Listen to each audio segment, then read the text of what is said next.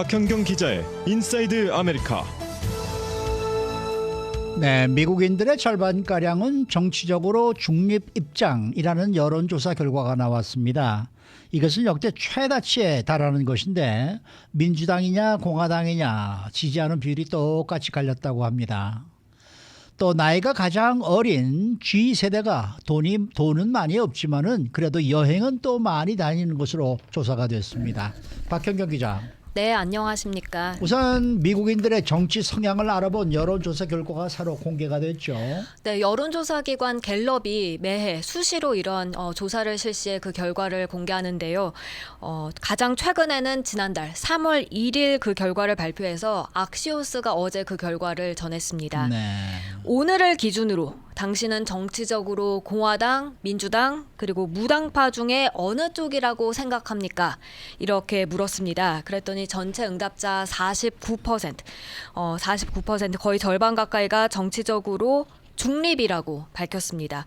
그러니까 절반 가까이가 무당파라고 자처한 겁니다. 네. 그럼 이런 결과가 갖고 있는 의미는 뭡니까? 네, 갤럽이 조사를 벌인 이후 최다치를 기록했다는 점 눈에 띄는데요. 그 바로 한 달 전인 2월에는 그 비율이 44%였고요. 1월엔 40%였습니다. 그러니까 올해 들어서만 9%포인트나 중립적이란 응답이 더 많아진 겁니다. 그리고 최근에 가장 낮았던 결과를 찾아보니까 2021년 5월 그리고 작년 10월이었는데 그때 당시는 35%뿐이었습니다. 그래서 그때와 비교를 해보면 정치적으로 중립이라고 본 미국인이 14%포인트나 크게 뛰었습니다.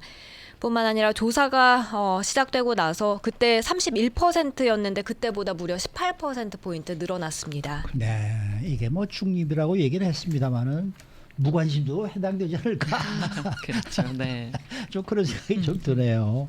근데 이번 조사 결과에서 공화당이냐 민주당이냐 이렇게 나눠서 답한 응답자는 얼마나 된 거예요? 네, 공화당과 민주당 각각 25%였습니다. 네, 4명 중 1명꼴이 공화당 아니면 이제 민주당이라고 답한 건데요. 똑같이 갈렸고요. 다만 공화당과 공화당 쪽으로 기울었다, 또 민주당과 민주당 쪽으로 기울었다.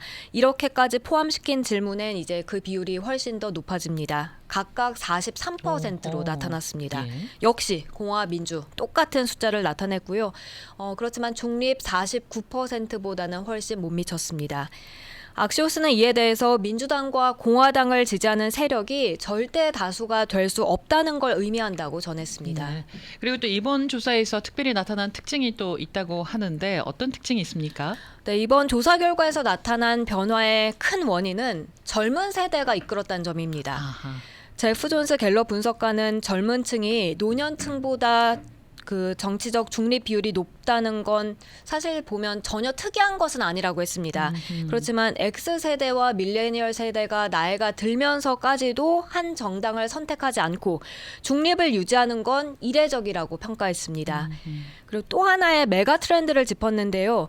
미국의 정치 제도, 미국 기관과 두 정당이 너무나 비효율적이고 또 너무 정치적이고 너무 극단적이어서 이런 환멸이 이번 조사 결과에 나타난 것이라고 짚었습니다. 네. 2004년 이후 실시된 모든 선거에서 2012년 그때를 제외하면 백악관이나 상원, 하원이 지배력을 잃었는데 이게 불안하고 또 만족하지 못하는 그 무당파 유권자들 때문이라고 악시오스는 평가했습니다. 네. 자, 다음 소식입니다. G세대가 돈이 그렇게 많지 않음에도 불구하고 여행은 또 많이 떠난다. 이런 소식인데 얼마나 여행을 떠나는 거예요? 네, 1년에 3차례 이상 여행 떠나는 G세대가 과반에 달했습니다. 어우, 대단하네. 네, 작년 12월부터 올 2월까지 리서치 회사 모닝 컨설트 조사 결과를 바탕으로 해서 CNBC가 어제 전한 내용인데요. 네. 이번 조사에선 여행 가는 그룹을 크게 세 부류로 나눴습니다. 여행을 아예 안 떠나는 부류, 그리고 캐주얼 레저 여행자라고 1년에 한두 번 여행 가는 부류, 그리고 이제 나머지가 1년에 3번 이상 자주 여행을 떠나는 부류입니다. 그랬더니 G세대 성인 전체 52%는 1년에 3차례 이상 자주 여행을 떠나는 것으로 조사됐습니다. G세대의 절반이나. 네. 예. 부럽죠. 네, 정말 부럽습니다. 우리 왜 MZ 세대라고 그러잖아요. 그 M 세대, 밀레니얼 세대는 어떻습니까? Z 세대하고 차이가 있나요? 밀레니얼 세대는 사실 핵심 소비층으로 네. G세대가 밀레니얼 세대보다 소득은 적은데 여행을 자주 떠나는 비율은 같았다는 점이 이번에 나왔습니다. 밀레니얼 세대도 똑같은 52%가 1년에 3차례 이상 여행을 떠나는 것으로 나타났습니다. 그렇다면은 그보다 여행을 안 떠나는 비율은 각각 어떻게 나왔습니까? 밀레니얼 세대, G세대 모두 여행을 한 번도 가지 않았다는 응답은 각각 17%로 같았고요. 1년 동안 한두 차례 여행한다는 응답은 밀레니얼 세대 31%, G세대 30%로 밀레니얼 세대가 소폭 조금 높았습니다. 네, Z 세대보다는 밀레니얼 세대가 돈을 조금 더 많이 벌잖아요. 그 영향도 있지 않을까요? 네. 자, 그러면은 다른 세대들의 여행을 떠나는 비율은 좀 어떻습니까? X세대와 베이비부머 세대는 자주 여행을 떠나는 비율은 사실 적었던 반면 네. 1년에 한두 차례 그 정도 여행 가는 비율은 오히려 많았습니다. 1년에 3번 이상 여행을 떠난 응답 X세대 41%, 베이비부머 35%였고요. 1년에 한두 번 여행한다는 응답은 X세대 33%, 베이비부머 37%였습니다. 그러니까 1년에 한두 번 여행한다는 응답은 오히려 G세대에서 이제 베이비부머 세대로 갈수록 점점 더 늘어난 겁니다. 그러니까 G세대가 여행을 보다 많이 한다 이런 결론이 되겠네요. 그 네. 이유는 뭘까요? 이걸 린지 로슈케 모닝 컨설턴트의 이 여행 숙박업 애널리스트가 분석한 내용을 보면요.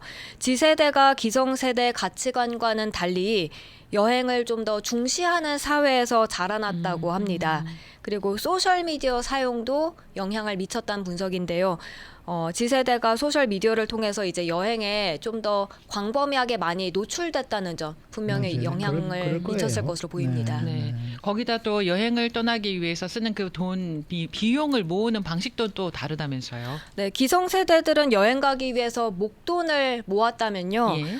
G세대는 지금 현재 예산에 맞춰서 그렇게 여행 가는 것으로 나타났습니다. 아, 네. 이번 조사 결과 G세대 11%만이 연간 소득 10만 달러 가정이었고 절반을 넘는 61%는 연소득 5만 달러 미만이었습니다. 이와 관련해서 여행 테크 기업 스튜던트 유니버스는 G세대 3명 중 2명 꼴은 여행 계획할 때 가장 저렴한 가격대를 찾는다고 분석했습니다. 절반가량인 46% 정도는 부모로부터 재정 지원을 이제 받길 희망했다고 하고요. 물론 여행 비용을 대기 위해서 다른 지출을 좀 더 아끼고 줄이는 편이긴 한데요. 예. 83%가 불필요한 지출 줄이려 하고 있다고 했습니다.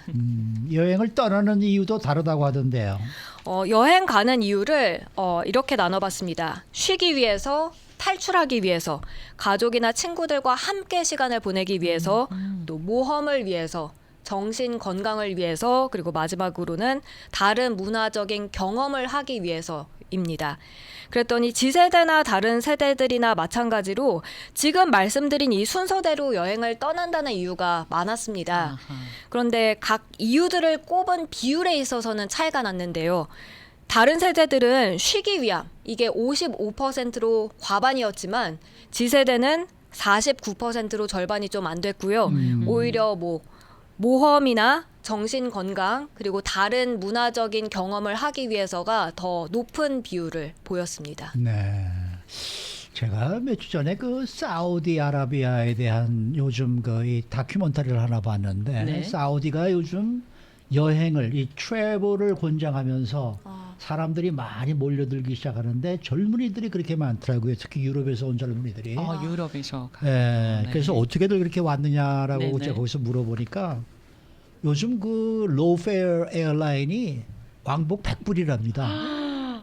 사우디를 선전하기 위해서. 네네. 그러니까 유럽 젊은이들이 요즘 그렇게 사우디를 가는데 비행기 표가 100불에다가 거기 가서 이렇게 호텔에 안 들어가고 이렇게 이제 에어비앤비 뭐 이런 걸로 해서 싼 집 찾고 그렇게 되면은 한 4,500불이면은 그냥 한 일주일을 즐기고 간대요. 환율의 차이도 있을 거니까 그걸 네. 활용을 하고. 그래서 와. 이야 그거 참 대단하겠다라는 생각인데 젊은이들은 뭐 얼마든지 할 수 있는 거죠. 네네. 그 우리가 예전에 한동안 왜 배낭여행족이 음. 많이 있었잖아요. 그 이후로부터 여행과 관련해서 젊은 세대들이 여행을 많이 하는 것 같은데 여행과 관련한 예능 프로그램 또는 다큐멘터리 이런 걸 보면은 거의 대부분이 젊은이들이에요. 맞아요. 네, 20, 30대 사람들이 굉장히 많이 등장을 하는데 굉장히 궁금하더라고요. 저 여행 그것도요. 뭐 일주일 뭐 이런 게 아니고 한 달, 두 달 이렇게 여행을 하는 모습인데 저 비용은 어디서 나오는 걸까? 라는 생각이 맞아요. 들고요. 그 네. 젊은 층들은 보면은 다 한 달 이상씩 다니는 것 같아요. 그러니까요. 장기 여행을 떠나더라고요. 네, 네, 맞습니다. 그 여러 나라 들리면서 네, 말이죠. 네, 네. 유럽 같은 경우에는 뭐 비자를 따로 받을 필요도 없으니까 그런 경우도 있겠고 저희가 젊었을 때는요 술 문화가 굉장히 발달했었어요. 20, 30대 보면은 술을 정말 많이 먹었던 것 같은데 요즘 MZ 세대는 술도 안 술 마시죠. 별로 안 마셔요. 제 주위에 젊은 청년들 봐도 술 마시는 주말에 술집 가는 사람이 없어요. 그러니까 그 돈을 다 모았다가 여행을 가고 그러는 건 아닌가. 그래서 그럴 것 우리와 같아요. 문화가 많이 달라지고 있구나 이런 걸 많이 느낍니다. 부러워요. 정말 부럽습니다. 수고 많으셨습니다. 네, 고맙습니다. 박현경 기자였습니다.